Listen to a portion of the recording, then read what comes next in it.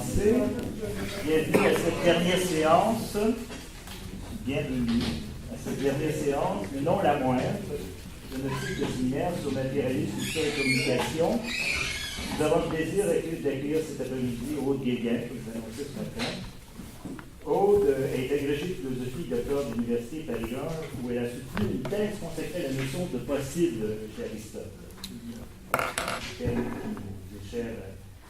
Elle est aujourd'hui maître de conférence en philosophie au CNAM et rattachée au laboratoire d'ICEN. Je ne sais pas ce que ça voulait dire. C'est pour dispositif d'information et de communication à l'ère numérique. Voilà. Une idée de recherche en sciences d'information et de la communication. Aude est l'auteur d'une synthèse fort instructive intitulée Les théories de la reconnaissance. Donc, une nouvelle édition est parue à la découverte en mars dernier. Je pense que la première édition, c'est en 2012. Ses centres d'intérêt actuels portent, comme on peut s'en douter, sur la théorie critique, la théorie de la reconnaissance, entre autres. Son intervention a pour titre le paradigme communicationnel agonistique chez Axel Honneth. Donc, sans plus tarder, je vous laisse la parole et puis ensuite on aura une période de questions. Évidemment, ça nous en laisse un peu le temps. Merci beaucoup. Après Christophe, ce matin, c'est à moi de remercier d'abord les organisateurs de ce beau séminaire qui fut très riche et qui c'est un honneur de terminer. J'espère que je serai à la hauteur parce que tout ce qu'on a entendu était vraiment extrêmement intéressant et extrêmement riche. Donc merci pour cette invitation, merci pour ce séminaire et merci aussi au CMT. Alors avant de commencer aussi, 2-3 remarques peut-être parce que j'ai un petit peu honte aussi de la forme que j'ai adoptée et qui est absolument pas interactive et qui est une forme peut-être un peu massive. C'est un texte que j'ai écrit et qui est assez long en plus. Donc je pense que je vais essayer au fur et à mesure de la lecture peut-être d'élaguer un peu sur certaines choses qui sont peut-être moins importantes. Mais en tous les cas, je m'excuse d'ores et déjà parce que je pense que c'est une présentation peut-être un peu massive et assez longue. Donc voilà, n'hésitez pas non plus, vous, peut-être à m'interrompre s'il y a des points ou des choses que vous ne comprenez pas, enfin, qu'on puisse aérer un peu comme ça aussi le texte. Voilà, donc je vais commencer par donc une introduction dans laquelle je vais essayer un petit peu de situer l'esprit dans lequel, enfin la problématique que j'ai adoptée et qui donne donc ce titre à ma communication, le paradigme communicationnel et agonistique donc chez Axel Honneth. Donc l'œuvre du philosophe allemand Axel Honneth, qui est né en 1949 en Allemagne, figure à l'heure actuelle comme l'une des celles qui a le plus puissamment contribué à la revivification de la théorie critique. La réception de sa pensée s'est plus particulièrement opérée par rapport à 2 événements qui revêtent un sens particulièrement important dans cet effort pour se réapproprier le courant de pensée initié par Max Horkheimer à la fin dans les années 20 du siècle dernier. Premier événement, l'apparition de son ouvrage auquel je vais beaucoup m'attacher aujourd'hui, donc son ouvrage La lutte pour la reconnaissance, paru en Allemagne en 1992. Et deuxième événement, la nomination en 2001, sa nomination en 2001 à la direction de l'Institut de recherche sociale, qui, comme Christophe l'a rappelé ce matin, est le lieu institutionnel de l'école de Francfort. Alors, à partir de ces 2 événements, qui ont donc vraiment conditionné sa réception à l'échelle internationale, eh bien, Axel Honneth est finalement aujourd'hui essentiellement connu, il me semble, pour être finalement le principal successeur de Habermas, dont, en radicalisant le cadre communicationnel, la théorie de la reconnaissance vise à nouer avec le programme fondateur de la théorie critique. Donc il est essentiellement connu, en d'autres termes, pour être celui qui s'inscrit dans le sillage de Habermas et qui cherche à poursuivre ce travail de façon à renouveler le projet de Horkheimer. Avec cette conséquence que finalement, l'on tend trop souvent à oublier ou à reléguer à l'arrière-plan ce qui constitue pourtant l'un des motifs les plus importants de la pensée d'Axel Honneth, la tentative de reformuler le programme marxien d'une façon conséquente, laquelle implique donc la présence centrale, quoique complexe, d'un motif matérialiste dans la trajectoire et dans la pensée de Honneth. Et évidemment, c'est à ça que je voudrais m'attacher aujourd'hui, au motif donc matérialiste de la pensée de Honneth. Donc, ce que je propose de faire aujourd'hui, c'est donc d'interroger ce rapport complexe de Honneth au matérialisme de Marx, en empruntant la voie qui permet finalement, en tout cas qui m'a paru peut-être la plus simple pour reconstruire son itinéraire intellectuel, ainsi que l'ensemble de l'architecture de sa théorie de la reconnaissance, à savoir donc l'articulation, l'effort pour articuler le paradigme communicationnel qui fournit le cadre de référence à partir duquel Honneth a, dès la fin des années 70, élaboré sa propre position, à un paradigme agonistique ou conflictuel que, dans un effort pour justement élargir, radicaliser ce cadre habermasien, Honneth a d'abord été puisé dans l'idée marxienne, dans le concept marxien, enfin, le thème marxien de la lutte des classes. Donc, en cherchant à reconstruire les raisons et les visées de cette articulation de la communication et de la lutte, je chercherai donc à questionner ce que l'on pourrait appeler, ou ce que je propose d'appeler, le matérialisme communicationnel de Honneth, de façon à nous demander à la fois ce que celui-ci conserve effectivement du marxisme, donc ce que ce matérialisme communicationnel de Honneth conserve effectivement du marxisme, mais aussi sur quel point il implique un certain nombre de ruptures dont il conviendra d'évaluer la portée. L'articulation du paradigme communicationnel et du paradigme agonistique, terme qui renvoie à la notion de conflictualité, nous servira ainsi de fil conducteur pour analyser le rapport de Honneth à Marx. Alors, je chercherai en ce sens à souligner effectivement le rapport extrêmement complexe et ambivalent de ce rapport, en montrant que si celui-ci se trouve d'emblée médié par le schème habermasien de la communication, c'est ensuite en s'inspirant de thèmes marxiens que Honneth a aussi cherché à corriger certaines tendances du paradigme communicationnel. Et cela, on le verra, par un retour à la source hegelienne, c'est-à-dire, d'une certaine façon, un retour à ce qui constitue la source commune de Marx et de Habermas, donc Hegel. Ce que d'une façon particulièrement frappante, Honneth dit d'ailleurs dans un entretien qui est paru à l'occasion des 20 ans ou des 40 ans, je ne sais plus, de la revue actuelle Marx, dans un entretien avec Emmanuel Renaud, où Marx, là-dessus à mon tour, où Honneth souligne que sa théorie de la reconnaissance résulte, je le cite, cette formule extrêmement claire, d'un effort pour réunir Marx et Habermas en faisant le détour par Hegel. Un effort donc pour réunir Marx et Habermas en faisant le détour par Hegel. Donc, afin d'examiner cette articulation ou cette réunion et d'en dégager les raisons ainsi que les principales conséquences pour la philosophie sociale de Honneth, je procéderai donc en deux temps. Dans un premier temps, je présenterai la genèse de la pensée honnethienne en m'attachant aux raisons qui, dans les premiers écrits de Honneth, c'est-à-dire à la fin des années 70, en gros 1977, c'est ses premiers textes, et plus particulièrement encore dans sa thèse, au fond, qui est le critique d'Hermacht, la critique du pouvoir, donc en essayant de montrer les raisons qui l'ont conduit à cette idée d'une nécessaire articulation du paradigme communicationnel initié par Habermas et du paradigme agonistique dont Marx a posé les jalons dans son concept de la lutte des classes. Puis, dans un second temps, je m'attacherai à présenter la réalisation de ce programme, dans cette articulation, telle qu'elle s'opère dans l'ouvrage de 1992, en montrant que la théorie de la reconnaissance, qui s'y trouve élaborée, vise très précisément à faire droit à ce double motif de la communication et du conflit. Et enfin, de façon conclusive, je présenterai les principales objections émises à l'endroit de la théorie de la reconnaissance de Honneth, ce qui me donnera l'occasion de pointer un certain nombre de limites attenantes à la façon même dont celle-ci entend réaliser ce projet, qui est celui d'une reprise matérialiste, enfin d'une reprise critique du matérialisme de Marx. Donc la conclusion sera plutôt une conclusion un peu critique, en appuyant sur un certain nombre d'auteurs qui cherchent même à réaliser ce projet qui est celui de la théorie critique. Donc je commence par ma première partie, la reconstruction donc, du programme de Honnête, c'est-à-dire le projet d'un élargissement du paradigme communicationnel de Habermas. Alors dans cette première partie, qui est donc une première partie généalogique, ou reconstructrice,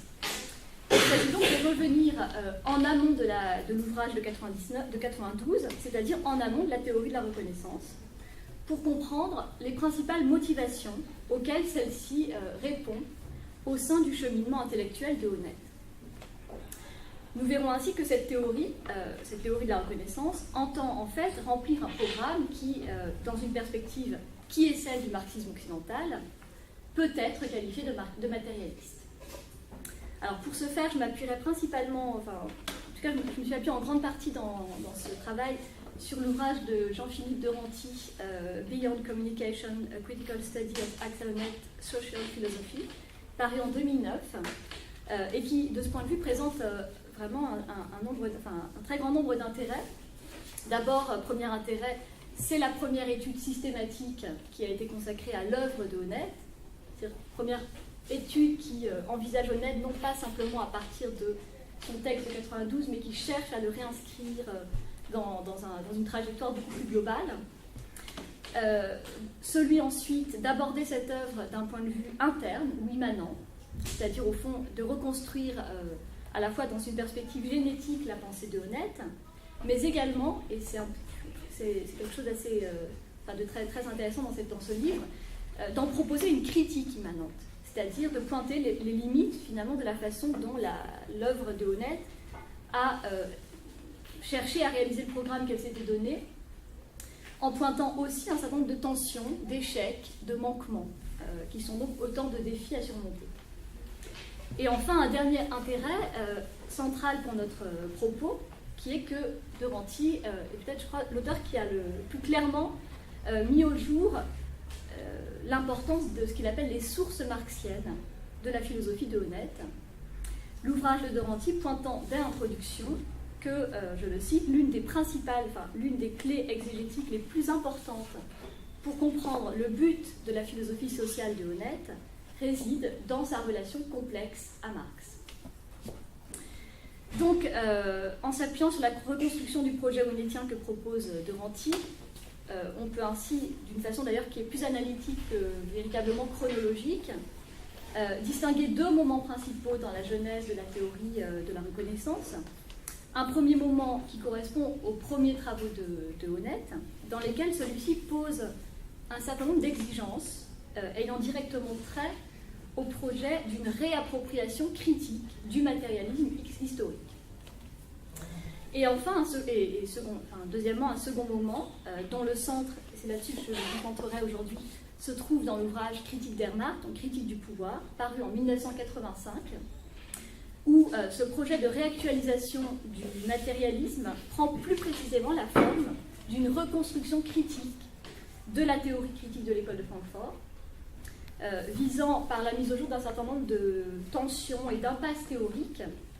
à dégager les contours d'une théorie sociale qui permettrait de renouer avec le projet initial de la théorie critique, en ce que celui-ci se définit précisément comme un projet de renouvellement, de revivification du marxisme. Voilà, donc je pense que je n'ai pas le temps de véritablement présenter le premier moment de cette genèse dans lequel Honneth cherche, en particulier dans son ouvrage avec Hans Joas sur l'action sociale et la nature humaine, à reconstruire, à opérer une critique de Marx tout en pointant les éléments qui sont les plus importants chez Marx. Mais je pense que je préfère passer directement au travail qui est, à mon avis, pour aujourd'hui, peut-être quand même plus important, l'ouvrage Critique d'Ermarth. On va voir qu'il nous conduit directement à la question de l'articulation du conflit et de la communication. Donc j'en viens d'emblée à cet ouvrage central, et qui est vraiment l'ouvrage préparatoire propédeutique à la théorie de la reconnaissance, et que l'on pourrait au fond intituler sous le titre le projet de réconcilier la communication et le conflit. Alors, comme Honneth l'a souligné à de très nombreuses reprises dans des textes ultérieurs, La visée de ce texte, Critique der Macht, est de poursuivre donc l'entreprise de réappropriation de Marx en passant cette fois d'une façon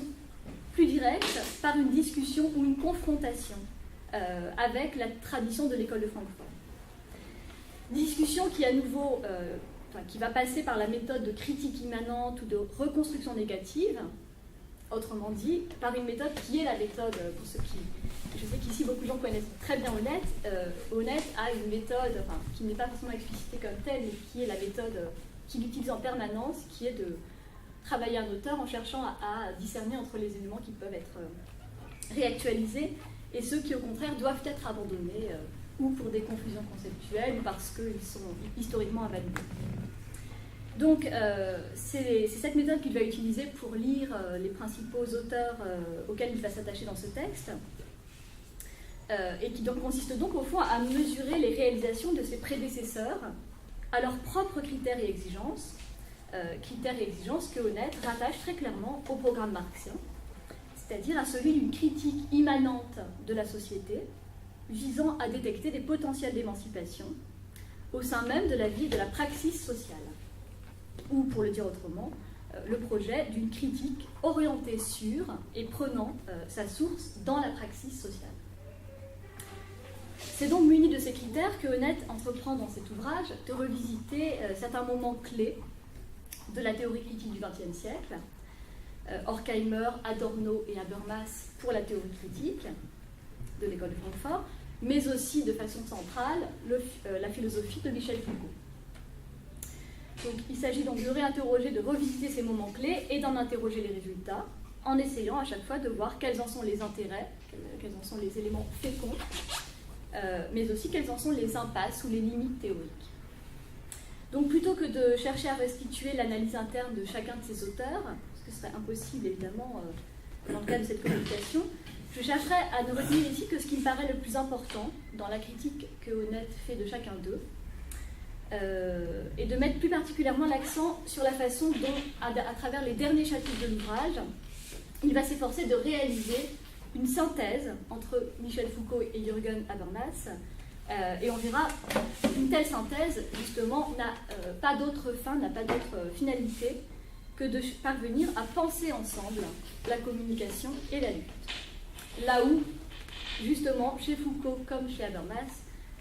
celle-ci demeure à chaque fois conçue comme exclusive l'une de l'autre, incompatible l'une avec l'autre.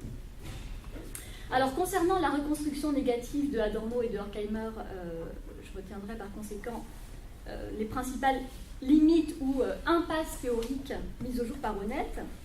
et dont on va voir qu'elles convergent toutes vers l'idée centrale, d'ailleurs à laquelle il revient très souvent dans ses textes ultérieurs, l'idée centrale d'un déficit sociologique et normatif de la première génération, déficit sociologique et normatif qui a pour effet délétère, selon lui, de faire perdre à la théorie tout lien à la praxis sociale et de condamner ainsi la critique à la plus totale impuissance. Alors la limite que Honneth pointe en particulier chez Horkheimer, et plus encore dans ses premiers écrits,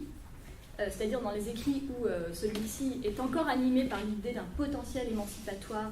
rendant crédible l'hypothèse d'une transformation révolutionnaire de la société, eh bien, cette limite, selon Honneth, correspond en fait à la limite même qu'il voit précisément à l'œuvre chez Marx. Je n'ai pas présenté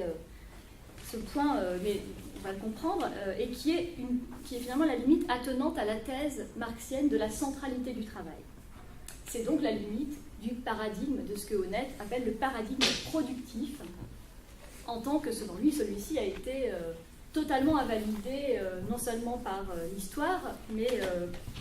par les réalisations, finalement, les premières réalisations des auteurs de la première génération, et qui a été largement dépassé, et cela de façon définitive, selon lui, par le paradigme communicationnel. On va y revenir.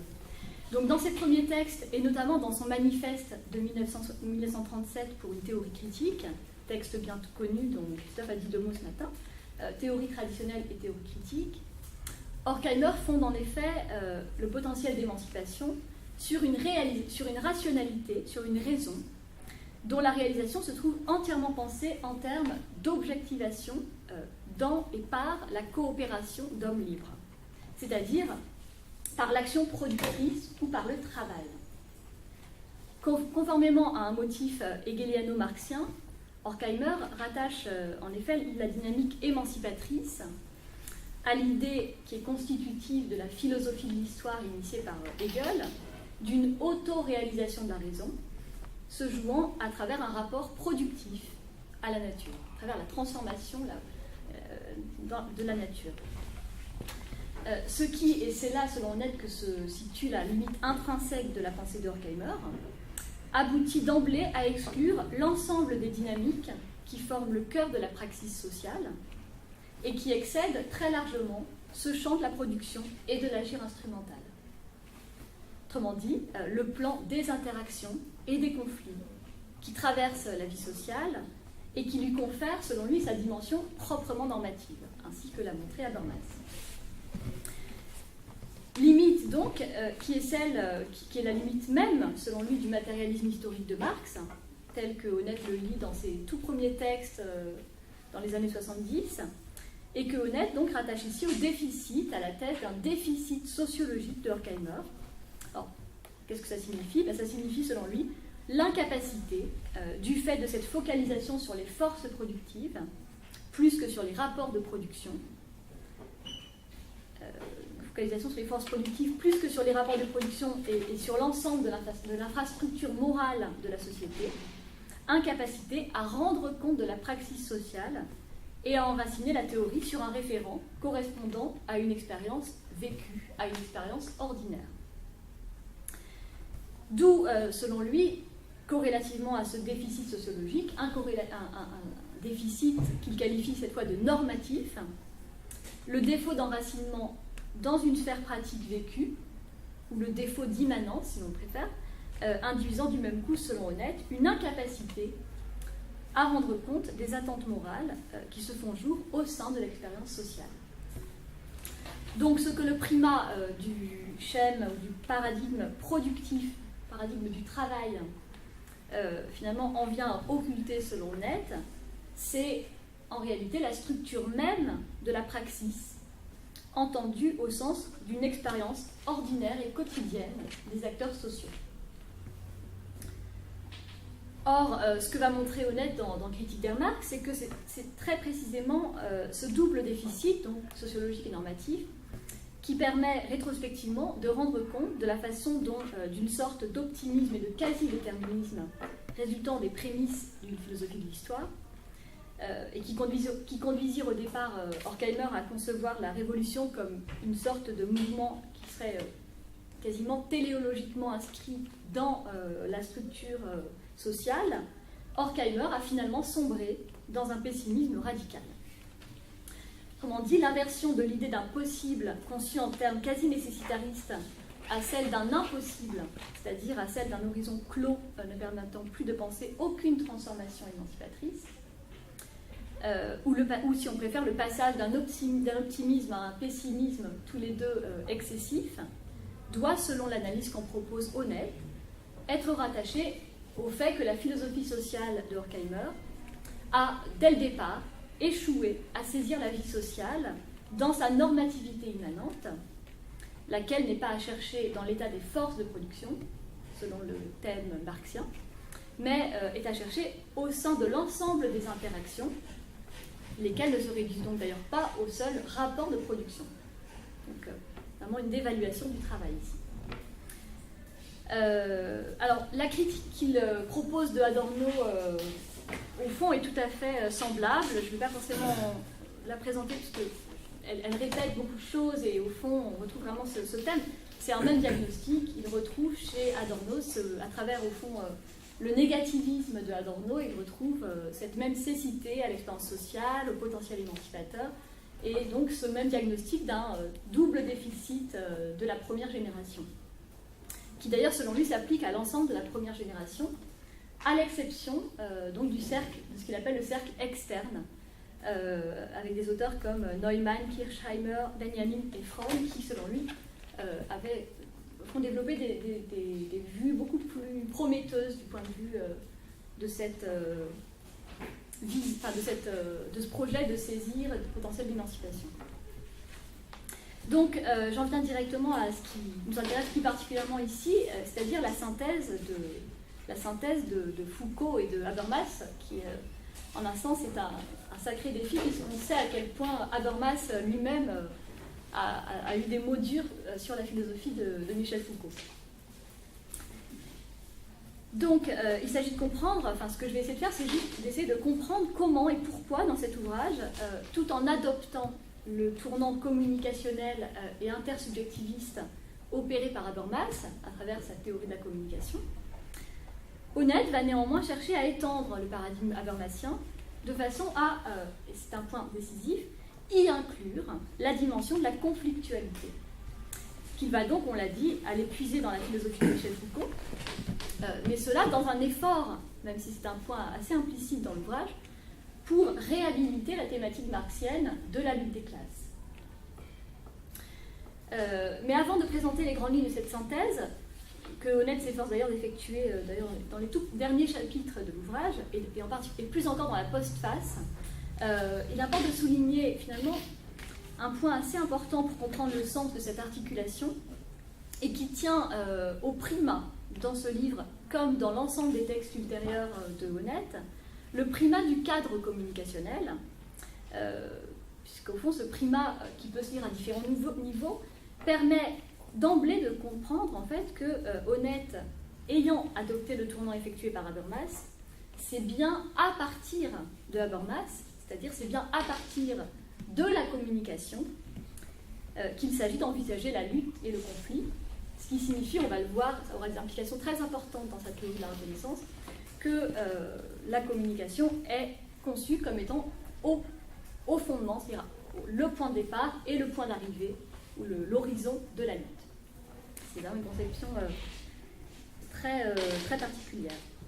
Alors, ce qui, chez Foucault, va retenir l'attention de Honneth, c'est essentiellement la dimension du conflit, on l'a compris,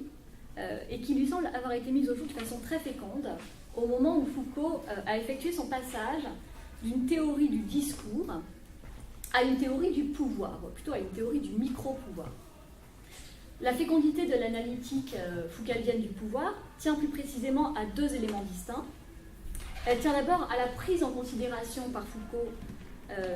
du fait que les structures de pouvoir, loin d'être massives et centralisées, c'est un point bien connu, à penser en termes de microphysique, c'est-à-dire sont à appréhender comme se jouant d'une façon beaucoup plus diffuse, dynamique et mobile à l'intérieur du social. Et le second élément, corrélativement d'ailleurs, tient à ce que cette décentralisation ou cette diffusion du pouvoir à l'intérieur de la totalité de la vie sociale, dans ses différentes dimensions, et en particulier dans sa dimension corporelle, puisque Honneth est très sensible à l'intérêt porté par Michel Foucault à la dimension vraiment physique du pouvoir, eh bien cette décentralisation permet du même coup de définir la conflictualité comme une composante centrale de la vie sociale. Donc ce que Honneth entend retenir de Foucault, c'est cette définition du pouvoir, et plus largement des institutions, comme étant le résultat toujours précaire de conflits sociaux qui sont par conséquent à envisager comme le cœur ou la dynamique même de la vie sociale, selon donc, une intuition qui va être au fondement de la théorie de la reconnaissance. Mais cela dit, l'analytique du pouvoir proposée par Foucault reste, selon Honneth, rattachée à un certain nombre de présupposés qu'il va estimer extrêmement problématiques et qu'il va donc chercher à corriger. Et cela très précisément en cherchant à réinscrire cette idée d'une conflictualité de la vie sociale dans le cadre communicationnel de la théorie de Habermas. Alors, quelles sont ces limites ou quels sont les éléments problématiques ou aporétiques de la pensée de Foucault pour Honneth? Il y en a plusieurs, en particulier l'analyse foucaldienne abordant la question du conflit à partir du pouvoir et concevant le sujet comme la production d'un assujettissement par des dispositifs de pouvoir, ne permet ni de rendre compte, selon Honneth, de l'expérience vécue et quotidienne des acteurs sociaux, ce qu'on pourrait appeler la vie des sujets, si on veut, ni corrélativement de la normativité inhérente aux luttes que se livrent les individus ou les groupes. Bien que Foucault soit parvenu à définir la vie sociale et le pouvoir en termes de conflictualité permanente, son analyse se heurte donc, en un sens, aux mêmes limites que celles qu'il a mises au jour chez Horkheimer et chez Adorno, c'est-à-dire sa cécité à l'expérience quotidienne des acteurs sociaux, en tant que cette expérience se trouve entièrement traversée, selon Honneth, par des attentes morales ayant trait aux normes inhérentes aux interactions sociales. Et on reconnaît là, évidemment une critique qui est une critique faite à partir de Habermas. D'où résulte que la philosophie sociale de Michel Foucault ne peut, selon Honneth, rendre compte des expériences vécues des acteurs sociaux. Soumettant dans une veine nietzschéenne la notion de sujet et de normativité à une critique radicale, elle se révèle finalement incapable. Excusez-moi. Donc elle se révèle impuissante à penser la façon dont, dans leur assujettissement, dans leur domination, les individus, les sujets, justement, pourraient opposer une résistance à la domination. D'où donc, à nouveau, une impasse pour la théorie critique, enfin pour la théorie qui cherche à élaborer une critique, puisque la critique fougallienne, se refusant à s'appuyer sur un quelconque principe normatif, conduit à une impuissance, à nouveau, de la critique, qui ne peut pas plus, au fond, se justifier elle-même, rendre compte d'elle-même, identifier dans la vie sociale, dans la praxis sociale, des potentiels d'émancipation. Mettre au jour donc la dimension normative qui structure la logique du conflit supposera donc de la rattacher à ce qui constitue l'un des principaux postulats de l'approche élaborée par Habermas, à savoir cette idée fondamentale que le plan des interactions et de la communication intersubjective, donc de ce qui se joue dans la communication entre les acteurs sociaux, doit être appréhendé comme répondant à une logique intrinsèquement morale, étant normativement orientée sur l'entente, selon un thème bien connu de la théorie communicationnelle de Habermas. Donc j'en viens à la reprise critique de Habermas, puisqu'on va voir que, bien que Honneth cherche finalement cet ouvrage à corriger Michel Foucault par Habermas, on va voir qu'il va aussi chercher à corriger de cette façon Habermas par Michel Foucault et d'une façon plus souterraine par Marx. Donc la lecture que Honneth propose de Habermas dans les trois derniers chapitres de l'ouvrage est donc là à nouveau une lecture critique, une lecture de réappropriation critique. Il s'agit donc à nouveau de discerner, selon la méthode de critique immanente ou de reconstruction négative, de discerner entre des éléments qui présentent une véritable fécondité pour élaborer une théorie sociale capable d'identifier et d'ouvrir sur les potentiels d'émancipation, et des éléments qui font obstacle à la réalisation d'un tel projet. Alors, de façon très sommaire,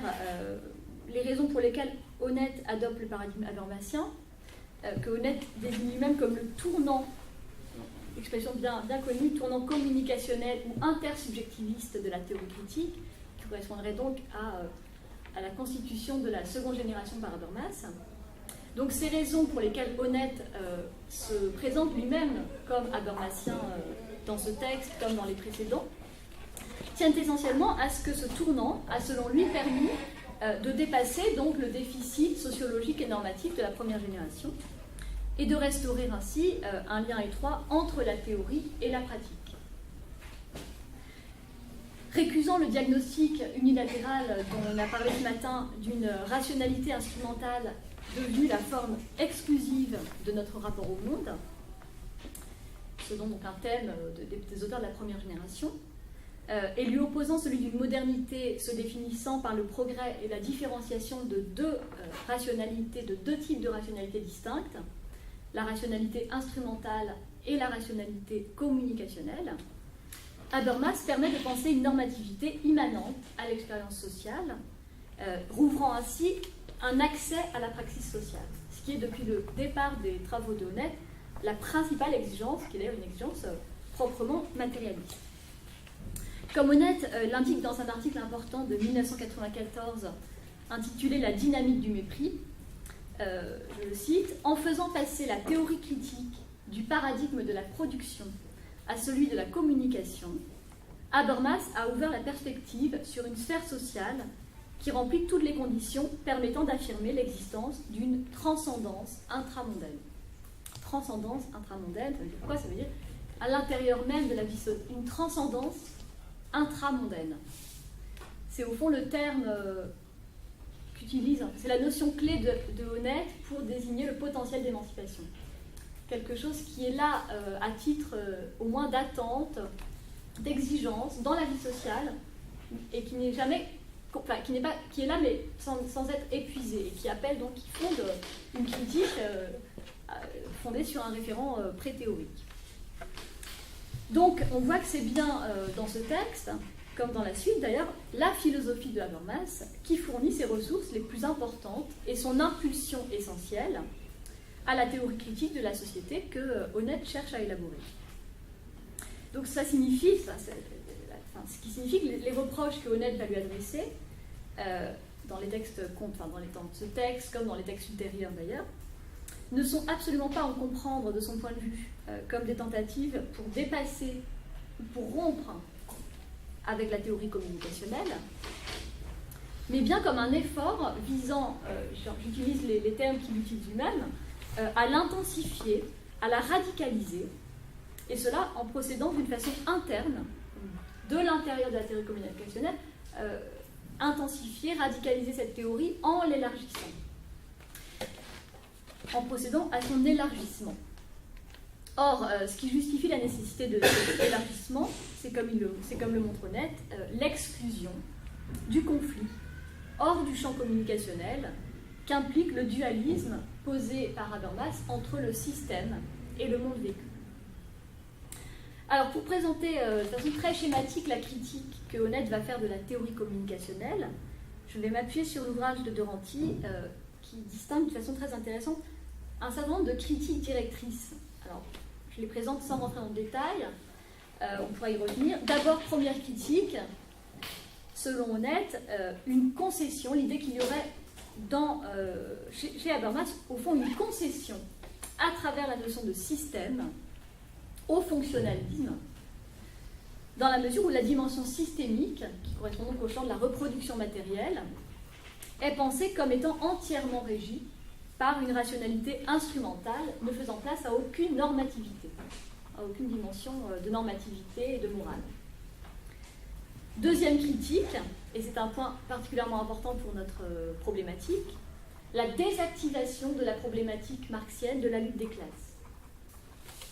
Dans la mesure où le dualisme habermasien, donc du système et du monde vécu,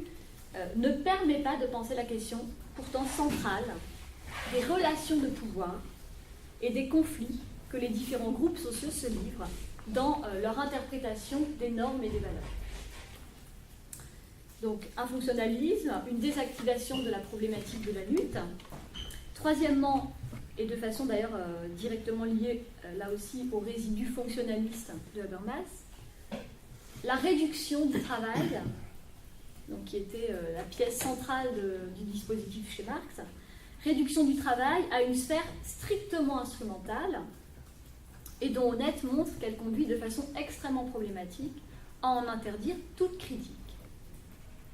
Le travail devient un espace fermé à la critique, puisqu'on ne peut pas le critiquer à partir de normes qui ne seraient pas des normes techniques ou instrumentales. Comme si les gens qui travaillaient n'étaient pas eux-mêmes des acteurs sociaux soumis à des interactions et des attentes morales. Et enfin, dernière critique, qui est la plus connue, je pense, je reprends le terme anglais de Ranty, je ne sais pas trop comment le traduire, je trouve qu'il est intéressant, une linguistification de la théorie critique, linguistification, un devenir linguistique si on veut, de la théorie critique, qui, selon Honneth, se révèle là aussi réductrice, puisqu'elle a pour effet d'occulter les dimensions normatives de la vie sociale, en ce qu'elles excèdent ou en ce qu'elles précèdent son plan strictement langagier. Ça signifie quoi? Ça signifie que pour Honneth, le logocentrisme de le logocentrisme de Habermas, sa focalisation sur la dimension du langage, aboutit donc au fond, aboutit à une limite qui n'est pas loin d'être la même que celle de la première génération, c'est-à-dire une cécité à l'expérience sociale. Alors, il ne le dit pas comme ça dans ce texte de 85, mais il le dit de façon beaucoup plus claire dans un entretien avec Robin Celicates en 2009,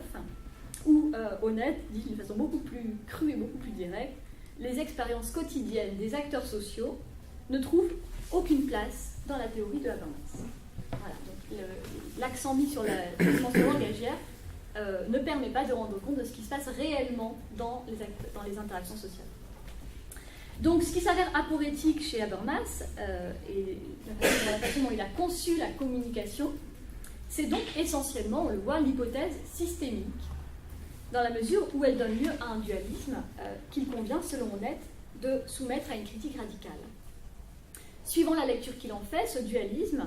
du système et du monde vécu, c'est-à-dire d'un agir instrumental et d'un agir communicationnel, d'une raison pratique et d'une raison poétique, si on veut, repose en effet sur ce qu'il appelle une double fiction,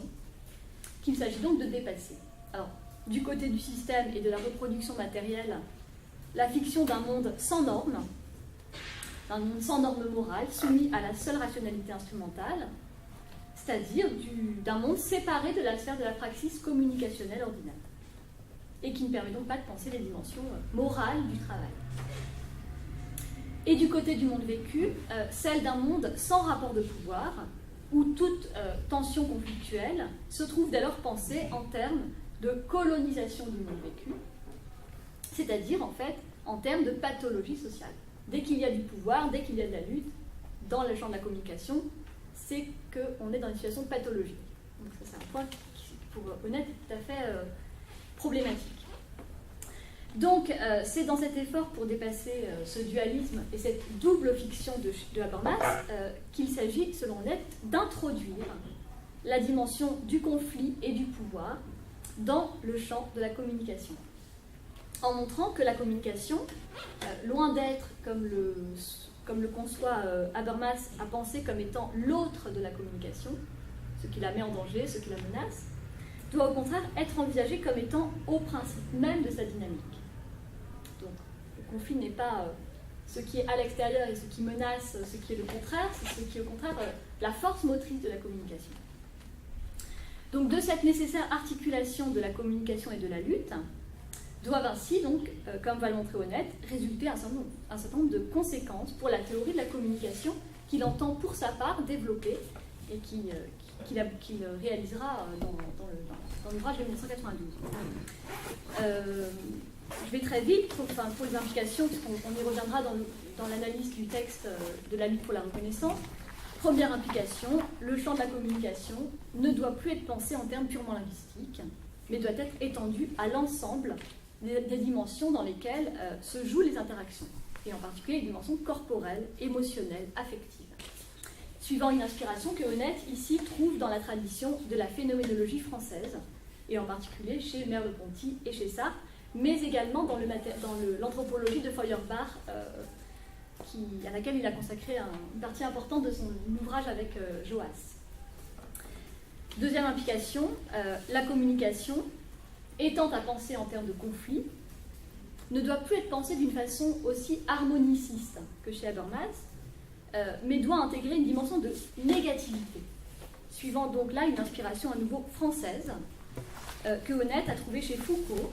mais également chez Bourdieu ou chez Sartre. C'est un point très important d'ailleurs de la démarche de Honneth, et on en trouve des traces dans un article très important de 84, qui est d'ailleurs qui est rassemblé dans le recueil d'articles La Société du mépris, un article intitulé Conscience morale et domination de classe, où dans une veine très bourdieusienne, Honneth cherche à reformuler le thème marxien de la lutte des classes, en montrant précisément les limites du logocentrisme de Habermas, en montrant que celui-ci ne permet pas de rendre compte de l'expression des attentes normatives chez les classes dominées, qui ne se formulent précisément pas en termes engagés. Enfin, dernière conséquence, l'abandon de l'hypothèse fonctionnaliste, qui chez Habermas donc fondait l'analyse de la sphère systémique, et qui va conduire Honneth à opérer une réévaluation du travail visant, comme on l'a vu, à en réhabiliter la teneur normative, suivant cette fois une ligne d'inspiration qui se trouve très clairement chez Marx, mais aussi dans les analyses historiques élaborées par Thomson. On y reviendra. Donc, pour conclure cette première partie en quelque sorte génétique de la théorie de la reconnaissance, il pourrait dire que l'articulation de la communication et de la lutte, ou pour reprendre les termes de Honneth, l'élargissement de la sphère communicationnelle de l'action par l'intégration du moment négatif de la lutte, constitue donc le principal résultat du chantier théorique élaboré dans Critique der Macht. Or, il est très important de noter, pour aborder notre seconde partie, que dès cet ouvrage, et d'ailleurs c'était quelque chose qui apparaissait aussi déjà dans l'ouvrage de 80 avec Joas sur l'action sociale, Honneth affirme très clairement que la meilleure voie pour réaliser un tel programme, une telle articulation de la lutte et de la communication, est à chercher dans le modèle hegelien de la lutte pour la reconnaissance. Il le précise notamment dans sa postface écrite en 1989, où il dit très clairement que, au fond, la piste la plus prometteuse pour procéder à l'articulation d'une version alternative de la théorie communicationnelle, autrement dit ce qu'il appelle déjà un modèle du conflit social fondé sur une théorie de la communication, modèle du conflit social fondé sur une théorie de la communication, réside dans le modèle hegelien de la lutte pour la reconnaissance. Modèle dont il souligne déjà que lui seul permettrait de développer une conception plus sobre de la théorie marxienne de la lutte des classes et de renouer ainsi avec l'un des principaux motifs marxiens, tout en le rattachant très fermement à sa composante morale et non utilitariste. Donc on voit apparaître ici deux éléments déterminants pour aborder la théorie de la reconnaissance de Honneth. D'abord, l'idée que c'est bien, selon lui, l'idée de la lutte morale pour la reconnaissance qui lui apparaît comme la solution théorique permettant de concilier le paradigme communicationnel et le paradigme agonistique, dans la mesure où la lutte pour la reconnaissance est, selon lui, à comprendre, et j'utilise son expression, comme l'entrelacement de l'interaction et du conflit. Et ensuite, deuxième apport de cet ouvrage, le fait que ce modèle donc, de la lutte pour la reconnaissance, ce modèle hegelien, lui apparaît également dans cet ouvrage comme un moyen de reprendre et de renforcer le thème matérialiste de la lutte des classes, tel que présenté dans les écrits historiques de Marx, dont à de nombreuses reprises, Honneth a souligné qu'il était l'idée la plus intéressante de toute la philosophie de la praxis marxienne. Donc j'en viens à ma seconde partie. Là aussi, peut-être que j'essaierai d'élaguer un petit peu pour respecter le temps qui m'est imparti. Deuxième partie, donc consacrée cette fois à l'ouvrage qui est l'ouvrage le plus connu de Honneth, La lutte pour la reconnaissance, paru donc en 1992. Alors, comme Honneth l'indique dès la première page de sa préface à la lutte pour la reconnaissance, l'ouvrage, qui est d'ailleurs présenté comme le résultat de Critique der Macht, représente, je le cite, une tentative pour tirer du modèle hegelien d'une lutte pour la reconnaissance les fondements d'une théorie sociale à teneur normative. Dans une formule très claire, Honneth rappelle ainsi que, je le cite, on ne peut intégrer dans le cadre d'une théorie de la communication les perspectives sociologiques ouvertes par les analyses historiques de Foucault qu'en recourant à l'idée d'une lutte sociale fondée sur des mobiles moraux. À cet égard, les écrits hegeliens de l'époque d'Iéna, avec leur vision d'une vaste lutte pour la reconnaissance, offrent aujourd'hui encore la meilleure source d'inspiration. Donc ce que je propose de faire dans cette seconde partie, c'est donc d'interroger la théorie de la reconnaissance, en prenant pour fil directeur la question de savoir comment, à travers cette théorie, Honneth procède effectivement à l'articulation de la communication et de la lutte. Pour ce faire, je privilégierai, alors j'avais prévu 3 moments principaux, mais je ne sais pas si je pourrais, 2 ou 3, on verra. D'abord, je chercherai à montrer la façon dont le modèle hegelien se trouve ici interprété et réactualisé, et en cherchant plus encore à essayer de voir quelles sont les implications de la lecture que Honneth va proposer de Hegel. Ensuite, peut-être ou peut-être pas, je ne sais pas, essayer de voir un peu comment Honneth parvient, à travers l'analyse qu'il propose des 3 sphères de la reconnaissance, à articuler effectivement et concrètement les dimensions de la lutte et de l'entente, de la communication, donc dans les sphères de l'amour, du droit et de la solidarité sociale. Et pour finir, j'essaierai de voir comment, à travers l'un de ces derniers chapitres, qui pour notre problématique est central, Honneth va chercher à inscrire son propre modèle de la lutte sociale dans une tradition fragmentaire, ce qu'il appelle une tradition fragmentaire, dont il situe le mouvement fondateur chez Hegel et, d'une certaine façon, chez l'un de ses principaux héritiers, à savoir chez Marx. Ce qui nous permettra donc de nous demander comment Honneth se situe finalement par rapport à ce modèle marxien de la lutte des classes. Et qu'est-ce qu'il garde dans son analyse de la lutte sociale, de l'analyse matérialiste de Marx. Donc je commence par le moment hegelien et sa réactualisation systématique qui correspondent donc au premier chapitre du texte. Alors l'élaboration de la théorie de la reconnaissance comme philosophie sociale et comme théorie critique trouve, c'est un point important parce que ça permet d'éclairer toute l'œuvre de Honneth jusque dans ses écrits les plus récents d'ailleurs, jusque dans Le droit de la liberté. Donc cette théorie sociale, cette philosophie sociale trouve son socle théorique dans la philosophie de Hegel. Et plus précisément, en tout cas dans cet ouvrage, dans une partie des écrits de jeunesse de Hegel, correspondant à ce que l'on appelle la période d'Iéna, c'est-à-dire au système de la vie éthique, à la réelle philosophie, enfin les textes de jeunesse que Hegel a écrit à l'époque où il était à Iéna. Donc, il est d'ailleurs intéressant de noter que c'est pas par hasard qu'il privilégie ces textes, on le verra pour plusieurs raisons. Il y en a une qu'il est intéressant de connaître, c'est que ce sont les textes que Habermas lui-même avait finalement privilégiés lui aussi, en montrant à quel point c'était des textes qui, pour penser la dimension communicationnelle et intersubjective, étaient féconds. Donc il suit au fond la piste de Habermas. Et dans un entretien, je crois que c'est avec Sélicatès, Honneth note d'ailleurs que c'est donc une idée que Habermas lui-même a abandonnée, donc l'idée de la lutte pour la reconnaissance, qui lui a servi à modifier la position de Habermas, en reformulant donc la théorie de la communication en celle d'une lutte pour la reconnaissance. Voilà le rapport complexe à Habermas. Alors ce choix périodique, qui est donc de privilégier les textes de jeunesse de Hegel, eh bien on verra qu'elle n'est d'ailleurs pas sans incidence sur le sens et la place du conflit au sein de la théorie de Honneth. Et d'ailleurs c'est peut-être un des points qui peut être le plus discuté dans la façon dont il se sert et dont il interprète Hegel. Donc je commence donc par peut-être présenter la façon dont Honneth lui-même résume et formule l'idée du Hegel de la période d'Iéna, qu'il entend à son tour reprendre, et cela donc jusque dans ses travaux les plus récents. Cette phrase permet d'éclairer, je crois, tous ces textes jusqu'à le droit de la liberté. Alors voici ce que dit Honneth, résumant Hegel. La lutte des sujets pour la reconnaissance mutuelle de leur identité produit au sein de la société un mouvement tendant irrésistiblement à établir, sur le plan politique et pratique, des institutions garantes de liberté. C'est la revendication de reconnaissance intersubjective de l'identité individuelle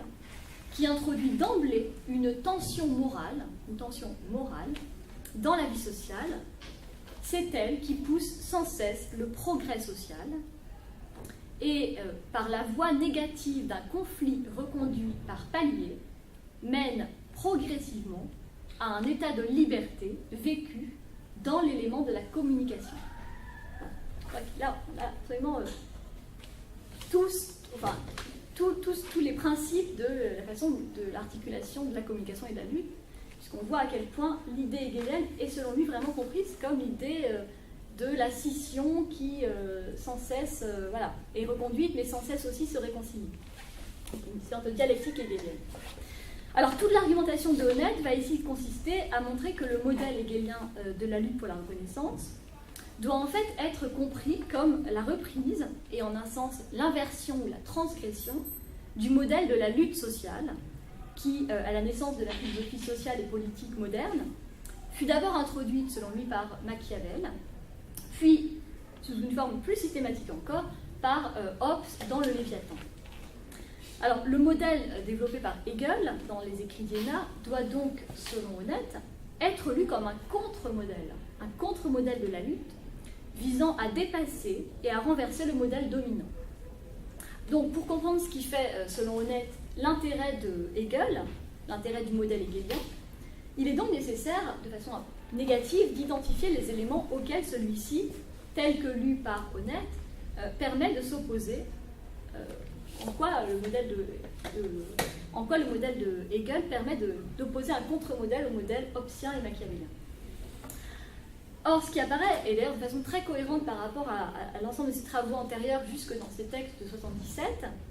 il apparaît que l'intérêt de Hegel tient tout entier pour Honneth à ce que son modèle de la lutte pour la reconnaissance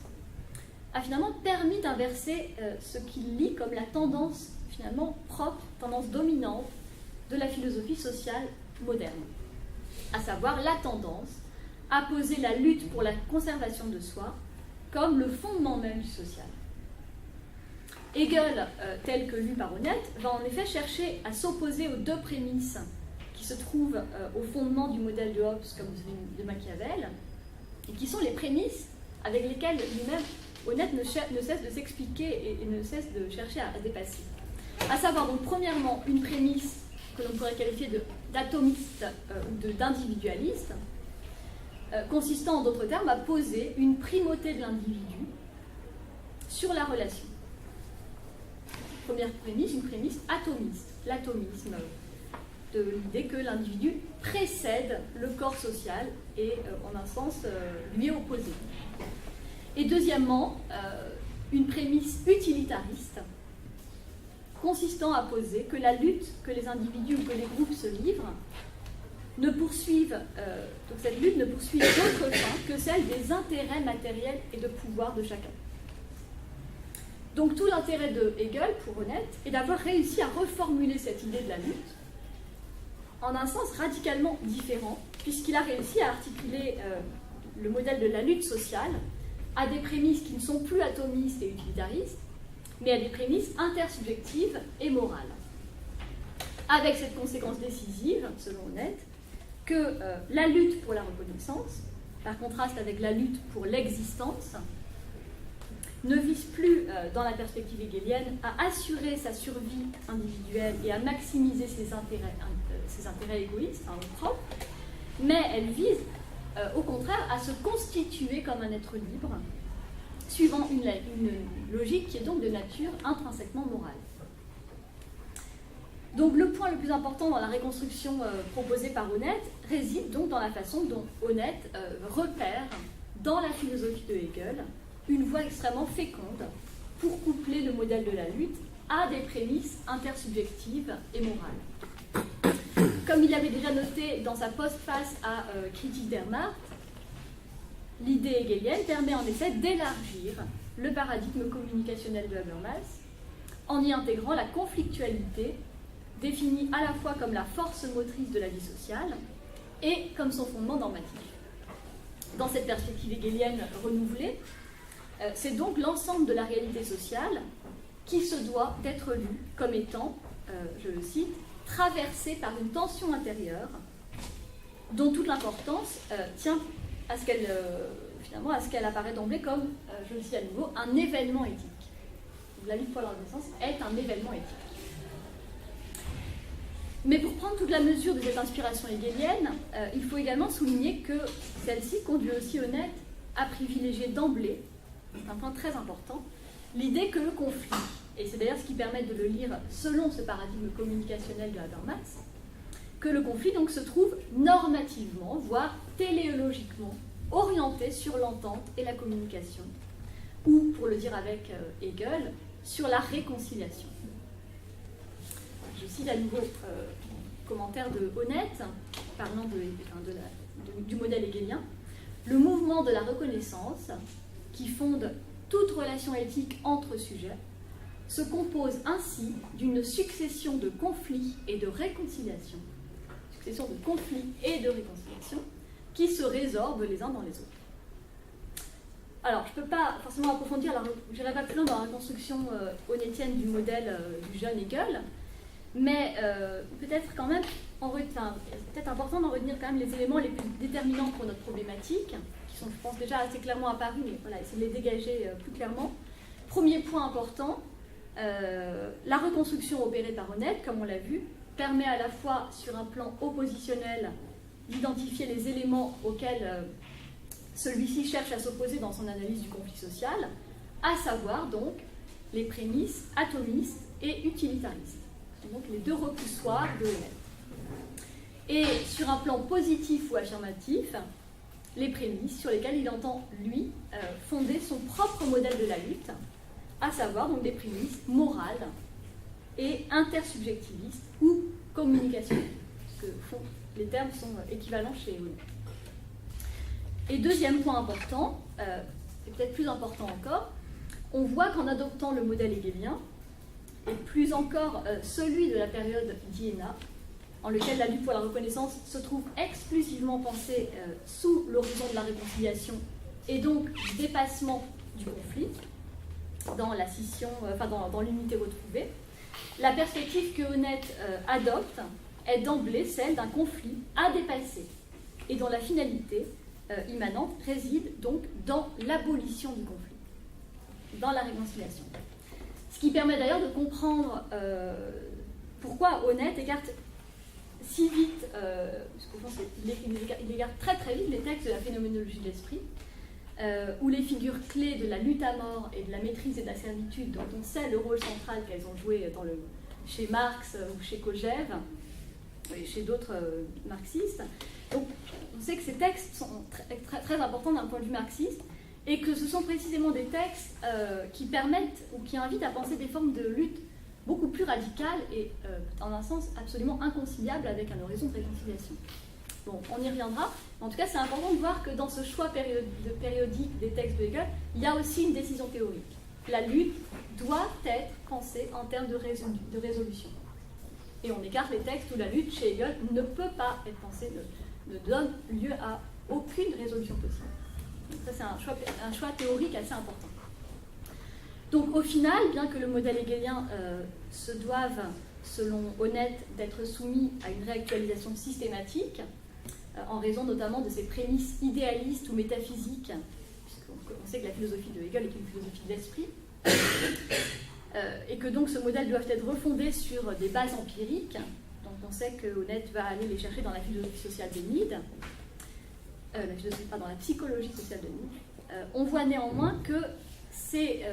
ce modèle hegelien qui va lui permettre de dresser les contours du modèle sur la base duquel il cherchera à son tour à élaborer une théorie sociale de la reconnaissance.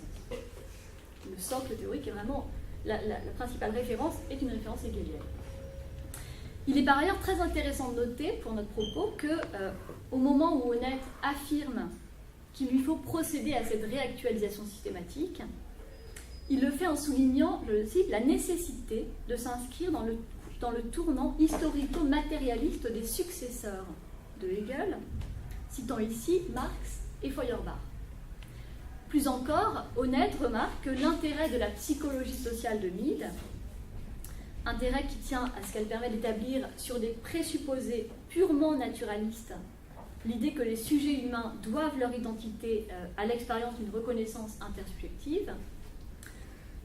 Donc, l'intérêt de cette psychologie de Mead est de donner, je le cite, à l'idée hegelienne une tournure matérialiste, le terme est mis entre guillemets, permettant de faire, je le cite à nouveau, de l'intuition hegelienne le fil directeur d'une théorie sociale à teneur normative. Alors pourquoi c'est important? Parce que tout simplement on voit que la double référence, le couplage de Hegel à Mead sert ici un projet qui se veut matérialiste, en ce qu'il vise à développer donc une théorie critique de la société. Alors, avant de nous demander en quel sens celle-ci entretient, enfin, on va demander un peu comment le modèle que Honneth va élaborer, quel rapport il entretient à la théorie marxienne et à la figure de la lutte des classes, peut-être essayer de voir rapidement comment les dimensions fondatrices de ce modèle, donc du modèle de la lutte, le modèle de la lutte pour la défense, en tant qu'il articule les deux pôles de la lutte et de la communication, vont organiser la reconnaissance telle que l'analyse Honnête dans les trois sphères, donc de l'amour, du droit et de la solidarité sociale. Je pense que j'ai le temps... Oui. Bon, alors,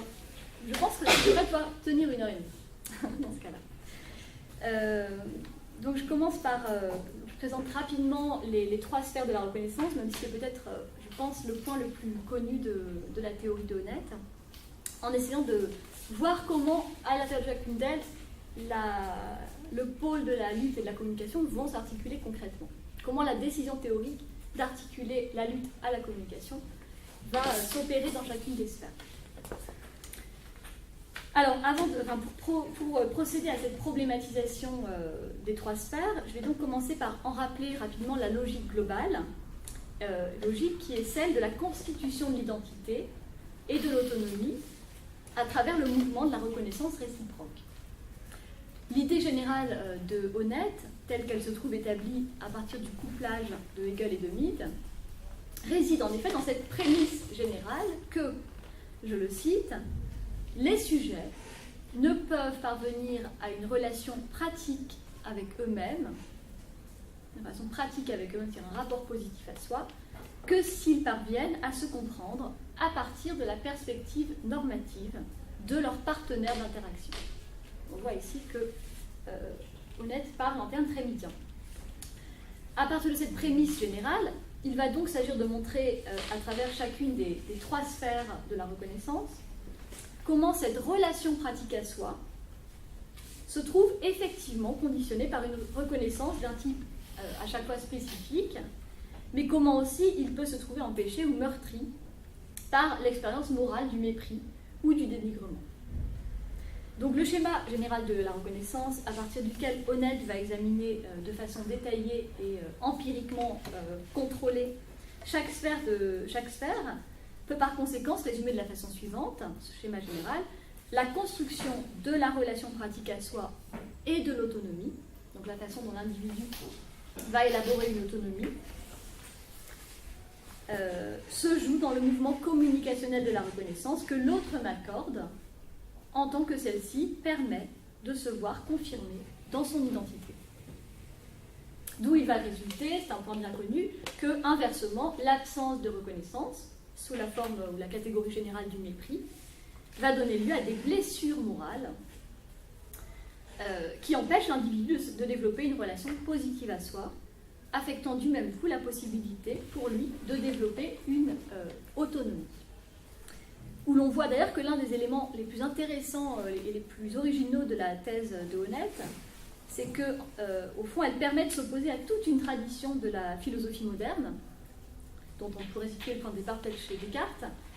et qui, dans la mesure où la thèse de Honnête permet, au fond, de définir l'autonomie du sujet comme étant, du fait même de sa constitution, intrinsèquement vulnérable et décentré. Il n'y a pas l'idée d'un sujet souverain autonome qui précéderait, enfin qui serait comme ça par essence libre, mais il y a l'idée d'une liberté construite et donc construite intersubjectivement et par conséquent aussi vulnérable du fait même de cette construction intersubjective. La liberté n'est pas un donné, elle est une construction et donc elle est vulnérable. Alors, voyons donc maintenant comment ce schéma général et l'articulation de la lutte et de la communication va se jouer dans les différentes sphères de l'amour, de la reconnaissance. Je commencerai effectivement par l'amour. Et je vais essayer de faire très simple et je ne pourrais pas entrer beaucoup plus dans le détail. Peut-être dans la discussion on pourra reprendre certains points, mais l'idée est juste de vraiment présenter le schéma général de chaque sphère. Donc la première sphère, qui est donc celle de l'amour,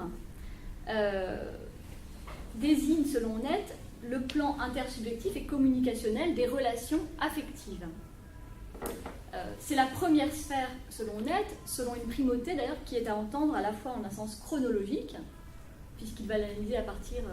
de l'expérience du nourrisson, donc en un sens à la fois chronologique et génétique, puisque Honnête va souligner qu'elle est si fondamentale qu'elle conditionne l'accès aux deux autres sphères de la reconnaissance. C'est pourquoi il la qualifie d'ailleurs de proto-reconnaissance. Et cela en particulier au sens où c'est dans cette sphère, et en particulier dans la petite enfance, que se joue, selon Honneth, le développement des conditions les plus basiques de l'action subjective. Alors, dans sa définition de la catégorie de l'amour, Honneth souligne que l'amour ne se réduit pas à l'acception étroite que ce concept a prise depuis la valorisation romantique du rapport d'intimité sexuelle, mais qu'il comprend, je le cite, toutes les relations primaires qui, sur le modèle des rapports érotiques, amicaux ou familiaux, impliquent des liens affectifs puissants entre un nombre restreint de personnes. Des liens affectifs puissants entre un nombre restreint de personnes, donc c'est la sphère des relations primaires. Or, ce que Honneth va chercher à montrer, c'est que l'amour, donc entendu comme forme fondamentale de reconnaissance, et qui prend ici, selon lui, la forme de la confiance qui permet de développer une confiance en soi, donc l'amour représente en réalité le vecteur même de la construction morale de l'identité individuelle. Ce pourquoi l'analyse de Honneth va par conséquent se concentrer ici sur l'ontogenèse individuelle telle qu'elle se joue dans la figure paradigmatique et fondatrice du rapport du nourrisson à la mère. Même si Honneth prend soin de noter que, évidemment, la figure de la mère peut être pensée autrement, mais que, enfin voilà, il part de cette rapport, cette relation originaire. Donc la reconnaissance, ou plutôt ici la confiance, va donc dans l'amour porter d'abord sur l'individu comme être d'affect et de besoin. C'est pourquoi toute l'analyse de Honneth va ici s'attacher à la façon dont le nourrisson, à travers sa relation à la mère et aux parents, va pouvoir progressivement développer une autonomie, ou plutôt ce qu'il appelle un équilibre précaire entre autonomie et dépendance. Avec cette conséquence, et c'est là d'ailleurs que se joue ce rapport entre communication et lutte dans la définition de l'amour, que l'amour ne désigne pas tant, selon lui, un état, que ce qu'il appelle un arc de tension communicationnelle. Arc de tension communicationnelle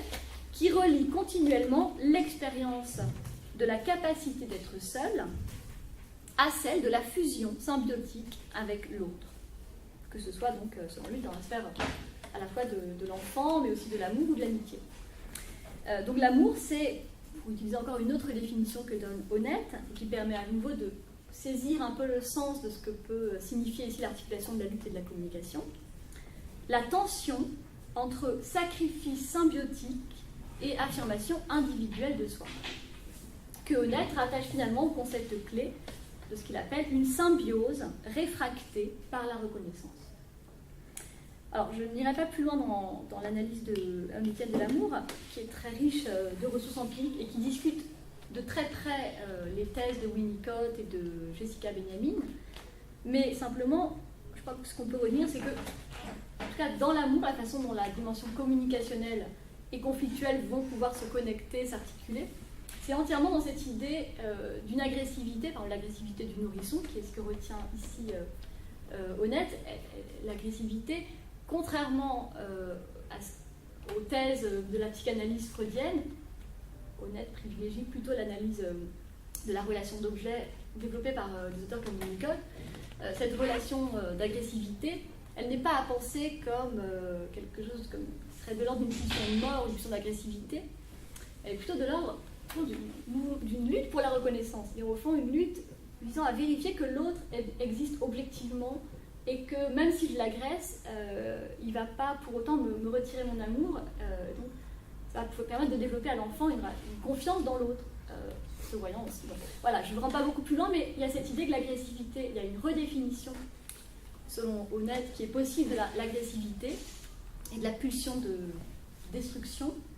une redéfinition dans le sens d'une lutte pour la reconnaissance qui permet de montrer que l'agressivité, elle n'est pas purement négative, puisqu'elle cherche en fait à établir un rapport de communication. Donc c'est comme ça que se joue cette articulation dans cette sphère. Alors je passe à l'état, à la sphère du droit, qui est peut-être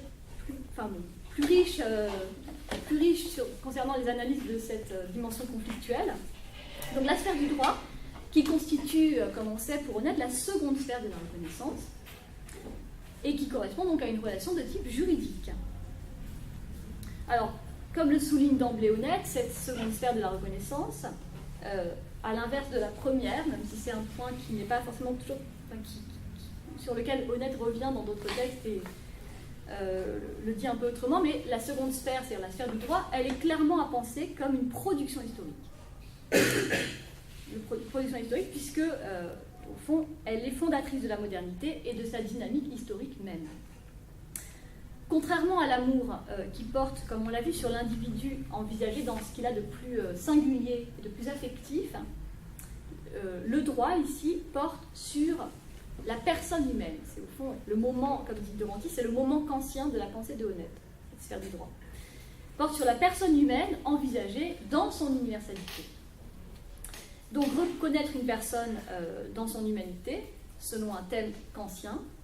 c'est finalement la respecter. C'est pourquoi la reconnaissance dans cette sphère prend la forme du respect qui, selon le schéma dynamique et symétrique de la reconnaissance, va permettre à l'individu de développer cette relation pratique à soi qui prend donc la forme ici du respect de soi. L'idée étant que la reconnaissance de droits légaux a son corollaire psychologique dans le développement de la capacité à se rapporter à soi-même comme à une personne moralement responsable.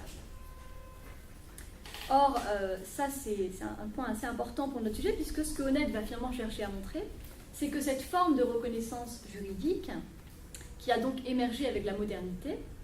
c'est-à-dire avec l'apparition de l'idée même de la personne humaine comme être libre et égal, eh bien, c'est ce qui est au principe de l'élargissement progressif des droits fondamentaux.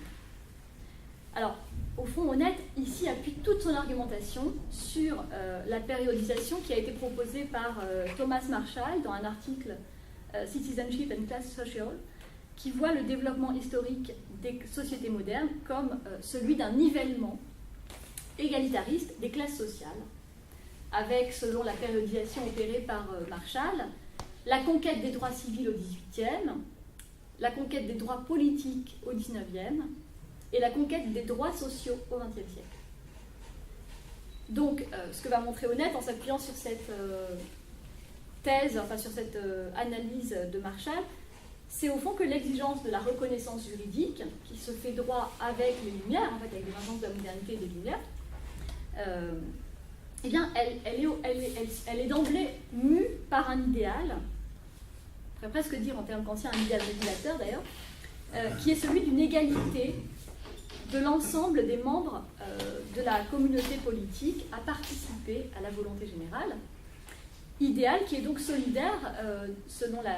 l'idée qu'il va développer à la fin de son ouvrage, de la prémisse, chez Honnête, d'un progrès moral de la société, d'une modernité qui est à lire selon la prémisse d'un progrès moral, d'un développement moral. Et donc progrès moral qui se joue très précisément et de façon particulièrement importante à travers ces luttes sociales qui viennent du bas et qui visent, par des luttes pour la reconnaissance, à étendre, à procéder à un élargissement des droits, l'élargissement de la reconnaissance juridique, élargissement dont il montre qu'il est entend dans deux sens, extension à la fois du nombre de personnes qui vont jouir d'un droit, mais extension aussi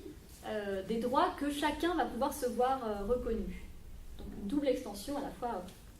quantitative et qualitative, on pourrait dire. Voilà, donc ici il est très clair que, à nouveau, la dimension de la lutte vise bien à l'intégration, vise bien à la participation, c'est-à-dire à la communication. En aucun sens, la lutte pour la reconnaissance des droits n'est, selon Honnête, à comprendre comme une lutte visant à se séparer ou à renverser. C'est bien plutôt l'idée qu'il s'agit de s'intégrer et d'être pleinement reconnu comme un membre à part entière de la société politique, de la communauté politique. Voilà, enfin dans la dernière sphère, que suivant une inspiration durkheimienne, Honnête nomme la solidarité sociale, la reconnaissance porte cette fois sur ce qu'il appelle, de façon d'ailleurs, il faudra y revenir, assez indéterminée, les capacités et les qualités particulières de l'individu. Capacité et qualité. Et cette reconnaissance concerne en fait en particulier le travail qui est réintégré, contrairement à ce qui se passait chez Habermas, concerne en particulier le travail et la culture, qui à ce titre peuvent donc être lus comme des sous-sphères de la solidarité sociale, le travail et la culture. Alors, au fond, cette reconnaissance, qui correspond ici au concept hegelien de l'éthicité, de la vie éthique, et à celui misien de la division fonctionnelle du travail, division coopérative du travail, cette reconnaissance suppose à chaque fois, ce qui d'ailleurs est ce que retient Honneth de l'analyse de Hegel et de Mead, elle suppose comme sa condition de possibilité l'existence d'un horizon de valeurs commun au sujet concerné. Un horizon de valeurs. Donc un nouveau horizon de valeurs commun, c'est-à-dire un horizon de communication. Donc cette reconnaissance prend plus spécifiquement la forme de l'estime sociale, dont le corollaire psychologique réside par conséquent dans la relation pratique à soi que désigne la notion honnêtienne d'estime de soi. Or, ce qui est intéressant à relever pour notre question tient à nouveau ici à la dynamique historique sous-jacente, selon Honneth, à l'apparition de cette sphère et à son développement. Selon la prémisse qu'on a mentionnée, la prémisse du progrès moral de la société, l'idée d'un élargissement progressif irrésistible, sous l'impulsion ou l'impératif d'une reconnaissance réciproque, qui apparaît donc comme la force motrice du développement social de la société, développement moral plutôt de la société, Honneth va montrer que, comme la reconnaissance juridique, l'estime sociale naît avec la modernité, et plus précisément avec le mouvement de dissociation de l'estime et du respect. Au seuil de la modernité, c'est-à-dire à nouveau avec les Lumières, et selon lui les luttes opiniâtres de la bourgeoisie, s'opère en effet ce qu'il appelle un déplacement des notions d'honneur vers les catégories de considération ou de prestige social, qui est donc le résultat des luttes que la bourgeoisie a menées contre les notions féodales d'honneur aristocratique. Et qui, comme le note Honneth, permet donc d'accéder à la considération sociale suivant des voies davantage individualisées et méritocratiques. Concrètement, ça signifie quoi? Ça signifie que, contrairement à ce qui se passait dans ce qu'il appelle l'éthicité, la vie éthique traditionnelle, c'est-à-dire au fond dans les sociétés divisées en États, où l'honneur était mesuré en fonction du degré de conformité du comportement de l'individu aux attentes collectives, finalement reliées à son statut, se comporter comme on doit en fonction de son rang, eh bien, ce qu'il appelle le nouvel ordre de la reconnaissance individualisée fait dépendre la reconnaissance de la façon dont les individus et les groupes sociaux vont réussir, par leurs prestations et par leur mode de vie, à réaliser et à définir les valeurs de la société. Donc, comme le souligne Honneth, la solidarité sociale suppose donc, et à nouveau c'est quelque chose qui est de l'ordre d'un horizon de communication, ce qu'il appelle un cadre d'orientation symboliquement structuré, qui reste cependant toujours ouvert et poreux. Évidemment, c'est décisif puisque c'est parce que c'est ouvert et poreux qu'il y a de la lutte pour la reconnaissance et qu'il y a une indétermination. Donc un cadre d'orientation symboliquement structuré dans lequel sont formulées les valeurs et les fins éthiques, dont la somme dessine la conception culturelle qu'une société se fait d'elle-même. Mais, et c'est un point déterminant pour saisir la logique du conflit dans cette sphère, cette solidarité dépend également de la façon dont les différents groupes sociaux vont parvenir à, je le cite, valoriser les capacités liées à leur mode de vie particulier et démontrer leur importance pour les fins communes. Alors là, on pourrait dire après le moment kantien, ici c'est le moment culturaliste, avoir une idée vraiment alors, on pourrait pas se dire le moment communautarien de Honneth. Les luttes pour la reconnaissance, donc, qui ici comme ailleurs sont donc dirigées vers la communication, qui prend ici la forme de l'appartenance à une communauté de valeurs et de fins, sont donc ici définis comme des conflits culturels. Honneth, qui est sur ce point très inspiré par les analyses de Bourdieu, les définit ainsi comme des luttes d'ordre essentiellement symbolique et interprétatif, dont l'issue dépend de deux choses. D'une part, de la possibilité d'accéder, je le cite, il utilise un langage très bourdieusien, possibilité d'accéder aux instruments du pouvoir symbolique, et d'autre part, de l'aptitude à orienter l'intérêt du public en parvenant à rendre l'opinion publique attentive à l'importance négligée des qualités et des capacités qu'ils représentent collectivement,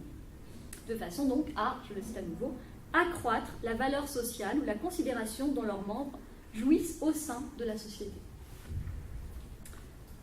Donc, du fait de cette proximité très forte par rapport à Bourdieu, auquel il a consacré un grand nombre de textes, même s'il entretient un rapport assez ambivalent à cet auteur, donc proximité par rapport à Bourdieu, mais aussi au cultural studies ou au courant multiculturaliste, la culture, donc, chez Honneth, devient donc, comme le note de Ranti, une notion agonistique. Le conflit culturel, qui est donc la forme ici de la lutte pour la reconnaissance, est donc ce qui, loin d'être une force de division, est conçu comme une force d'unification, ainsi que l'indique très clairement d'ailleurs la notion de solidarité. Définie comme le fait de pouvoir s'envisager réciproquement à la lumière de valeurs qui donnent aux qualités et aux capacités de l'autre un rôle significatif dans la pratique commune, Honneth souligne en effet que la solidarité consiste en un véritable, je le cite, sentiment de sympathie pour la particularité individuelle de l'autre, ce qui fait tenir ensemble une communauté post-traditionnelle. À nouveau, très simple de voir ici que la lutte a cet horizon de l'entente et de l'appartenance. Alors, de cette représentation simplifiée des trois sphères, on peut donc retenir deux éléments importants pour notre question. D'abord, on voit que dans chacune des sphères, l'analyse de Honneth vise, je vais essayer de le montrer, à articuler de façon absolument indissociable la dimension du conflit et celle de la communication. En montrant qu'à chaque fois, la première, c'est-à-dire la lutte, est non seulement une forme de la communication, mais qu'elle se trouve normativement orientée et finalement motivée par une finalité qui n'est autre que la communication. La sympathie, la symbiose et dans le droit, l'égalité dans la participation corps politique. Et ensuite, comme l'a montré Robin Sélicates, il apparaît à travers l'analyse de Honneth que la structure conflictuelle et dynamique de la reconnaissance procède en fait de l'établissement par Honneth de deux types de liens entre conflit et reconnaissance. Cette structure conflictuelle résulte en premier lieu du mouvement même de la différenciation des sphères de reconnaissance, dans la mesure où cette différenciation est, selon Honneth, à envisager comme le produit d'un processus historique qui est mu par des luttes pour la reconnaissance. Processus qui est au fondement même de la modernité et qui implique donc que les trois sphères de la reconnaissance sont à comprendre comme les éléments du concept de la modernité, l'infrastructure, selon l'expression de Honneth, l'infrastructure morale ou la structure normative des sociétés modernes. Et de façon cette fois interne à chacune des sphères, la structure conflictuelle procède ensuite d'une dynamique de progrès moral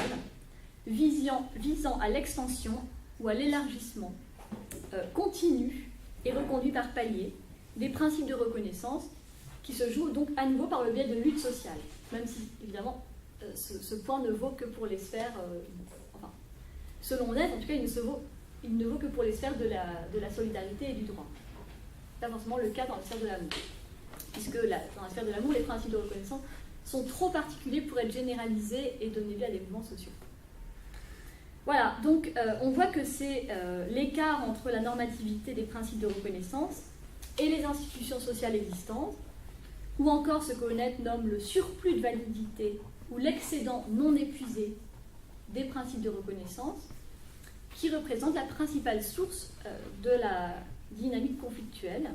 en même temps d'ailleurs que le fondement du potentiel émancipatoire tel que le conçoit Honneth. Comme le souligne Estelle Ferrarez dans son introduction à l'ouvrage qu'elle a dirigé, l'ouvrage collectif « Qu'est-ce que lutter pour la reconnaissance ?» Chez Honneth, le conflit devient ce qui déplie le surplus normatif qui gît dans les formes existantes de reconnaissance et l'outil d'un apprentissage collectif. Donc le surplus normatif qui gît dans les formes existantes, c'est au fond l'idée qu'on peut toujours aller plus loin dans les formes de reconnaissance, et que les formes instituées peuvent toujours être élargies par le biais de lutte, justement. Voilà, j'en viens donc à mon dernier point, qui est toujours dans cette même partie, le point qui peut-être le plus important pour mon propos, et qui concerne donc la logique morale des conflits sociaux, et on va voir qu'elle met à nouveau en jeu l'hypothèse du progrès moral de la société. Donc la logique morale, la grammaire morale des conflits sociaux. Donc pour reconstruire l'argumentation de Honneth et voir comment elle permet de développer un modèle de lutte dont l'une des visées principales est de corriger ou de renforcer le modèle marxien de la lutte des classes, je propose de commencer par présenter la redéfinition par Honneth du modèle traditionnel des luttes sociales, pour ensuite montrer comment celle-ci se positionne à l'intérieur de la tradition hegélienne, dont, comme le souligne avec force Honneth, Marx représente la principale figure, donc le principal prédécesseur et interlocuteur sur cette question. Alors, le modèle du conflit social que Honneth cherche, quand même, peut-être que je devrais aller un petit peu plus vite, parce que là, je pense qu'il me reste encore une bonne demi-heure. Je ne sais pas, peut-être que puis-je essayer d'aller directement à la 20 minutes. 20 minutes. 20 minutes. Ouais, je pense que ça doit être possible. Donc, le modèle du conflit social que Honneth cherche à construire repose donc tout entier sur la prémisse qui est que, loin de prendre sa source dans la seule logique des intérêts, le conflit social doit toujours être rapporté au noyau fixe d'un même contenu explicatif, à savoir cette idée, je le cite, que les motifs de résistance et de révolte sociale se constituent dans le cadre d'expériences morales qui découlent du non-respect d'attentes de reconnaissance profondément enracinées. Donc le non-respect d'attentes de reconnaissance. Il s'agit donc pour Honneth, et c'est d'ailleurs le sous-titre de l'ouvrage, de mettre au jour la grammaire morale des conflits sociaux, ou encore de révéler la force morale des conflits sociaux, à partir de la question directrice que Honneth formule de la façon suivante: comment l'expérience du mépris peut-elle envahir la vie affective des sujets humains, au point de les jeter dans la résistance et l'affrontement social, autrement dit dans une lutte pour la reconnaissance. Donc, la façon dont Honneth va chercher à répondre à cette question va consister à chercher à corriger ce qu'il considère comme la tendance dominante des sciences sociales, et qui est selon lui, au fond, une tendance utilitariste, et une tendance héritée du schéma de Hobbes, tendance qui est de rapporter les luttes sociales à une explication utilitariste, comme si les luttes sociales naissaient toujours, au fond, d'une logique de l'intérêt. Donc pour Honneth, la théorie de la reconnaissance doit reformuler ce modèle, non pas, c'est un point important, en niant complètement la dimension utilitariste et la logique de l'intérêt, mais plutôt en l'élargissant ou en la subordonnant à la logique morale que permet de penser la lutte pour la reconnaissance. Donc, autrement dit, ce que veut faire ici Honneth, c'est d'élaborer un correctif au modèle dominant, modèle utilitariste, et correctif que l'on peut donc, avec Estelle Ferrarez, qualifier appeler une théorie de la conflictualité non utilitariste. Alors, en gros, je vais essayer de résumer un peu les choses. Ce que va montrer Honneth, c'est qu'on trouve des jalons, ou les premiers jalons de cette élaboration d'un contre-modèle correctif du modèle utilitariste chez l'historien anglais Thomson, sur donc les travaux sur la classe ouvrière anglaise du début du capitalisme industriel, dans la mesure où, selon lui, ils ont permis de mettre l'accent sur deux éléments très importants pour Honneth, à savoir d'une part l'importance de la dimension morale du respect, et le fait que la révolte peut prendre sa racine dans un sentiment d'offense et d'humiliation, et d'autre part l'importance accordée aux cultures quotidiennes, à la quotidienneté, aux cultures ouvrières, comme une composante donc, centrale et axiologique des luttes sociales. Alors, en gros, l'idée donc, pour Honneth, ça va être de montrer que cette correction du modèle utilitariste doit être également rapportée à cette prémisse dont on a déjà parlé, qui est la prémisse évolutionniste, c'est-à-dire l'idée que la société est elle-même mue par un mouvement historique, évolutionniste, d'élargissement des sphères de reconnaissance, d'élargissement des rapports de reconnaissance. Élargissement dont on a vu qu'il se jouait par le biais de lutte et de réconciliation, et qu'il impliquait l'hypothèse d'un état final de réconciliation, ou d'un état que Honneth décrit dans le dernier chapitre comme celui d'une situation communicationnelle dans laquelle les conditions intersubjectives de l'intégrité personnelle se trouvent remplies. Donc, le développement historique doit être conçu comme un processus conflictuel de lutte pour la reconnaissance. Alors, sans entrer dans le détail de cette prémisse historique, qui met donc en jeu la question de la vie bonne chez Honneth, il importe ici de noter son caractère central pour l'articulation des dimensions conflictuelles et communicationnelles. Posée à titre d'hypothèse, dans le cadre d'une ébauche formelle de la vie bonne, cette articulation permet de nouer ensemble, de manière très ferme, les deux moments du conflit et de la communication, et interdit de les penser indépendamment l'un de l'autre, interdit de les séparer l'un de l'autre. Le conflit, qu'Honneth pense donc comme mu par une attente de reconnaissance, vise à l'intégration, on l'a vu, à la réconciliation. Comme le dit Honneth dans La Société du mépris, dans un entretien avec Voirol, l'autre facette, au fond, le conflit est l'autre facette de l'orientation vers l'entente. On pourrait dire que c'est la face négative de l'entente, mais ce n'est que l'autre facette de l'entente. Donc, ce qui invalide à ses yeux toute tentative pour ne retenir que la face négative du conflit.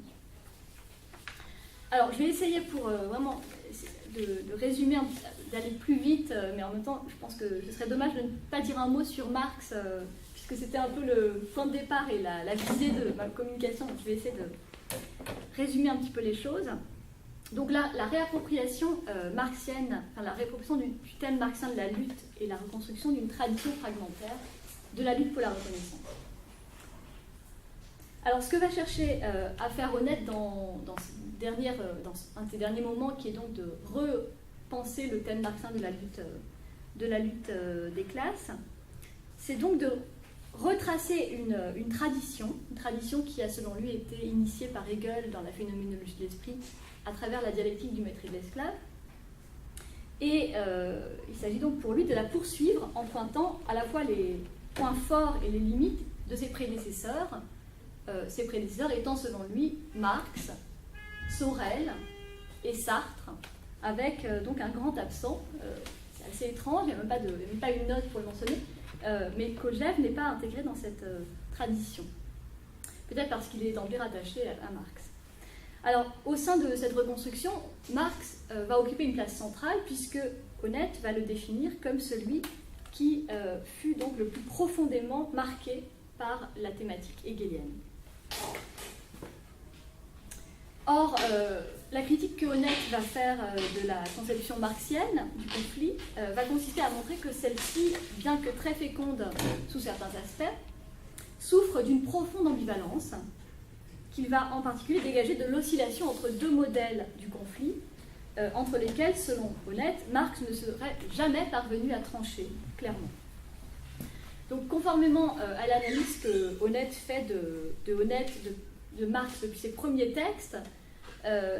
il y a dans l'œuvre de Marx une tension entre une perspective anthropologique ou encore expressiviste et une perspective qu'il qualifie de fonctionnaliste ou d'utilitariste. Tension dont il va montrer qu'elle grève d'une certaine façon la théorie marxienne de la lutte des classes. Donc, ce qui va conduire à opérer au sein des écrits de Marx une distinction entre deux modèles du conflit, un modèle utilitariste et un modèle expressiviste. Alors, ce modèle utilitariste, en gros, pour aller assez rapidement, il le repère, le modèle utilitariste, prend selon lui son origine dans l'anthropologie que Marx a développée dans les manuscrits de 1844. Parce que Marx y a, selon lui, d'emblée réduit l'idée hegélienne de la lutte pour la reconnaissance à la forme étroite, je le cite, d'une dialectique du maître et de l'esclave, succombant ainsi à la tendance problématique à réduire le spectre des exigences de reconnaissance à la seule dimension de l'autoréalisation dans le travail. Donc, selon Honneth, lisant le jeune Marx des manuscrits de 1844, il y aurait à la fois quelque chose d'intéressant, évidemment, dans l'anthropologie de Marx qui est développée dans les manuscrits, et en même temps quelque chose qui est d'emblée une limite du fait de cette réduction sur le champ du travail, dans la mesure où, selon lui, cette centralité, enfin cette focalisation sur la production et sur le rapport donc au travail, va d'emblée ouvrir finalement la voie à ce qu'il appelle une lecture purement utilitariste qu'il va dégager ou voir à l'œuvre dans le Capital, où là, selon lui, il n'y a plus du tout d'aspect moraux ou normatif, il n'y a plus qu'une perspective instrumentale, stratégique, utilitariste. Bon. On peut en discuter, en tout cas c'est la lecture que propose Honneth de Marx. Réduit donc tout son travail du Capital à un travail pris dans une logique utilitariste. Et néanmoins, Honneth montre qu'on peut cependant dégager un autre modèle, une alternative à ce modèle utilitariste, à partir des textes, des écrits historico-politiques plus tardifs, dans lesquels Marx n'a pas utilisé ce cadre utilitariste pour aborder la question des luttes sociales, mais les a au contraire abordés d'une façon, selon Honneth, beaucoup plus féconde, comme des conflits mus par des motivations axiologiques, et qui mettent donc en jeu une dimension morale. Je cite ici Honneth, les écrits politico-historiques de Marx, contrairement à ses analyses du capitalisme, interprètent la lutte des classes sur le modèle d'une rupture éthique. Les mouvements sociaux, qu'il décrit avec des accents dramatiques, voient s'affronter des acteurs collectifs qui, selon leurs positions respectives, s'orientent selon différentes valeurs. Voilà, donc ça c'est un point très important. On voit ici qu'il retrouve au fond des choses qu'il avait déjà trouvées, qu'il avait déjà soulignées chez Thomson, et qui lui semble beaucoup plus fécond pour penser justement, pour se rapprocher à nouveau, selon lui, du modèle hegelien de la lutte pour la reconnaissance. Et néanmoins, et là c'est un point très important, Honneth voit à nouveau une limite dans ce modèle expressiviste, qui est que finalement, bien qu'il se rapproche à nouveau de l'intuition hegelienne, ce modèle n'autorise pas à penser la réconciliation ou la solution sociale, selon l'expression de Honneth, ce qui est la condition, selon lui, pour accorder véritablement une dimension morale à la conflictualité sociale. Donc, à nouveau, on retombe sur cette idée que un conflit social pensé indépendamment de sa visée sur l'entente, la solution, la réconciliation, selon lui, finalement, ne peut pas être qualifié de morale. Bon. Or, et je terminerai là-dessus peut-être pour cette partie, pour pouvoir aborder la conclusion, il me semble qu'on a là effectivement, au fond, on pourrait aller jusqu'à dire que ce reproche qu'il adresse à Marx, et qu'il adresse d'ailleurs également à Sartre dans ce texte, ce reproche de penser le conflit indépendamment de la communication, eh bien, trouve sans doute sa clé dans la prémisse que j'ai cherché à présenter, cette prémisse d'un conflit qui est tourné vers l'entente, prémisse qu'il a cherché à dégager de sa lecture de Hegel. Je vais essayer de montrer maintenant en conclusion, pour terminer, que au fond, c'est peut-être là, dans cette prémisse, que l'on peut voir aussi l'une des faiblesses, ou en tout cas l'une des limites, d'un point de vue marxien, du paradigme de la reconnaissance développé par Honneth, dans la mesure où il pose un certain nombre de problèmes. Alors, pour conclure, je vais juste essayer de présenter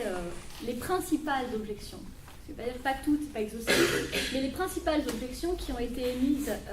à l'endroit de la théorie de la reconnaissance de Honneth, en privilégiant les objections qui ont été formulées à partir d'un point de vue marxien. Or, ce qui est très intéressant pour notre propos, c'est qu'on peut finalement montrer que l'ensemble de ces objections met précisément en jeu cette prémisse même de Honneth, suivant laquelle la reconstruction critique ou le sauvetage de l'héritage marxien suppose d'articuler le paradigme de la communication, ou plutôt le paradigme du conflit au paradigme de la communication. Pour le montrer, je vais essayer de distinguer parmi les critiques qui ont été adressées à Honneth 3 lignes argumentatives, en essayant de montrer à chaque fois comment chacune d'elles implique de mettre en question le principe même de cette corrélation du conflit et de la communication. Donc 3 lignes argumentatives. Première ligne argumentative, que l'on peut dégager de l'étude de Renti d'ailleurs, et qui consiste à pointer les limites de la focalisation de Honneth sur le plan communicationnel et intersubjectiviste des interactions sociales. Celle-ci conduit en effet à oblitérer une dimension centrale de l'anthropologie matérialiste de Marx et de Feuerbach, dont les racines se trouvent chez le jeune Hegel, tenant à l'insistance sur l'inscription de l'action humaine et de l'intersubjectivité elle-même au sein d'un environnement matériel et naturel. Critique portant donc ainsi sur ce que l'on pourrait appeler, en reprenant au fond l'expression de Honneth, un déficit naturaliste de Honneth, et dont de Renti montre qu'il procède très précisément de l'adoption par Honneth du cadre communicationnel de Habermas, en tant qu'elle conduit à une réduction problématique des fondements naturalistes de l'anthropologie, qui était pourtant au point de départ de son travail avec Jaurès. D'où, aux yeux de Renti, la nécessité de radicaliser ou d'élargir la théorie de la reconnaissance, selon un reproche qu'Honneth avait déjà adressé à Habermas, en la pensant, pour reprendre le titre de son ouvrage, au-delà de la communication, c'est-à-dire sur des bases plus franchement naturalistes et matérialistes. Donc, dans cette première ligne d'argumentation, ce qui fait problème dans l'articulation de la lutte et de la communication chez Honneth, c'est donc le pôle même de la communication, du fait de son acception trop exclusivement intersubjectiviste. Trop exclusivement, on pourrait même presque dire humaine. Pas de prise en compte des objets de la nature. Donc là, c'est première ligne argumentative qui est très importante. Mais toujours dans une perspective qui est de critiquer le pôle communicationnel de la connexion du conflit et de la communication chez Honneth, on peut également dégager une seconde ligne de critique qui porte cette fois sur la conception du conflit qu'un tel couplage implique et qui est une conception que l'on pourrait qualifier au fond de faible ou de soft, c'est-à-dire de trop positive, trop optimiste, mais aussi en un sens de trop peu politique. Suivant une ligne développée en particulier chez des auteurs français, comme Emmanuel Renaud, Stefan Haber ou Frank Fischbach, mais également chez un philosophe allemand, Robin Selikates, et qui correspond donc à une perspective marxienne, clairement marxienne, la critique porte alors sur la prémisse d'un conflit orienté et mu par le télos communicationnel et de la réconciliation. Pourquoi ? Parce que finalement, ce télos permet de penser le conflit dans sa charge proprement politique, voire révolutionnaire. La décision théorique de définir le conflit comme, on l'a vu, l'autre facette de l'orientation vers l'entente ne permet pas, en effet, selon ces auteurs, de prendre en charge des situations de domination ou d'exploitation telles que, comme l'a par exemple montré Marx, mais aussi un auteur comme Frantz Fanon, elles n'autorisent aucune réconciliation. Donc la critique, de ce point de vue, ne porte pas cette fois sur le déficit naturaliste, mais sur le déficit, qu'on pourrait qualifier au fond d'agonistique de la pensée de Honneth. Et cela, notamment, comme le montrent certains auteurs, parce que l'on peut tout à fait, à partir des textes de Hegel, en renouant avec les textes de la phénoménologie qui ont été très vite écartés par Honneth, penser des formes de lutte pour la reconnaissance qui sont inconciliables avec l'horizon de l'entente communicationnelle. Et textes qui sont donc plus à même de penser le fait de la domination et de l'exploitation. Les figures de la lutte à mort et de la maîtrise et de la servitude qu'avait bien évidemment privilégié par exemple un auteur comme Kojève ou Fanon également. Voilà, donc ces deux premières directions de la critique de Honneth ont donc en commun de critiquer l'accent mis sur la communication, au détriment d'une part de son ancrage naturaliste, et au détriment d'autre part de la charge agonistique du modèle hegelien, de la lutte pour la reconnaissance. Donc, on voit que finalement, elles formulent toutes les deux un même reproche, qui est au fond celui dont on a vu que Honneth l'avait lui-même adressé à Habermas dans Critique der Macht, c'est-à-dire la focalisation sur une dimension harmoniciste ou pacifiste de la communication et la dévaluation corrélative du conflit et de l'antagonisme social,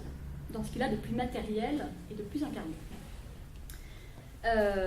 Mais il est important peut-être, pour finir, de mentionner pour une dernière ligne argumentative, une troisième, qui est peut-être d'ailleurs la mieux connue aujourd'hui,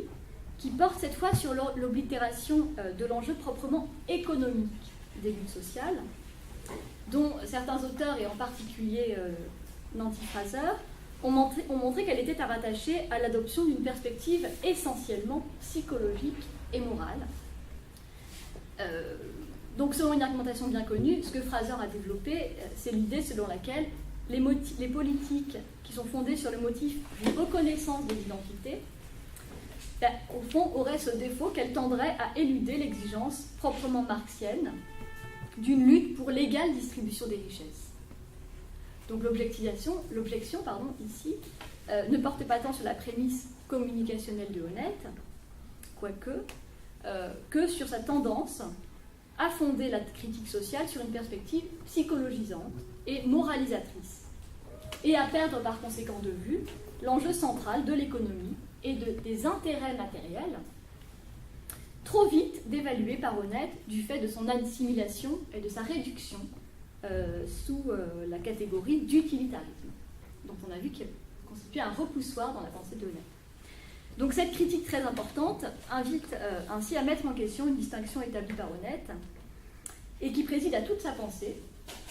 En tout cas, il me semble que ça invite à mettre en question cette distinction, en tout cas à la retravailler, à la déconstruire. La distinction qui,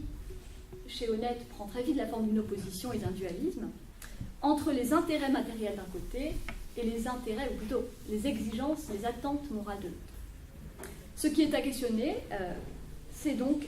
ici, d'une façon qui n'est d'ailleurs pas sans lien avec la critique naturaliste et la critique agonistique, ce qui est à questionner, c'est donc ici la séparation de l'intérêt et de la morale, dans la mesure où elle conduit finalement peut-être à une conception très réductrice et en un certain sens peut-être aussi très abstraite de l'un et de l'autre, de l'intérêt et de la morale.